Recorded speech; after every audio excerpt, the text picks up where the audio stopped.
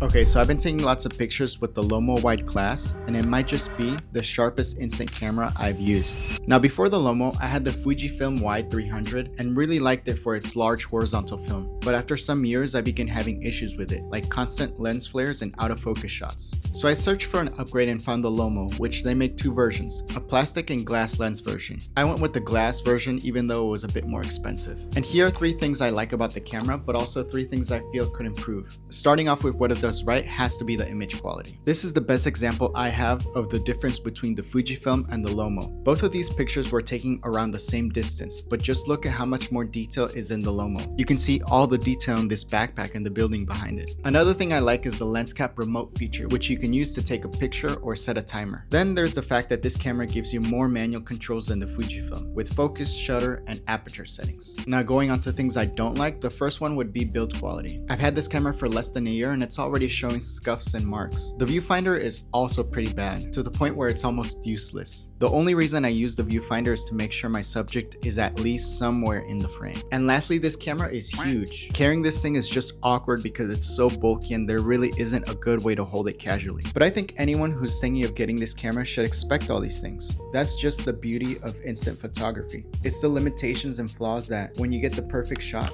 makes it feel so rewarding. Last weekend, I drove up to Ventura, the first place I lived when I moved to California, to shoot a photo series with this camera. That story is coming soon, so be sure to follow my page to see when that video drops.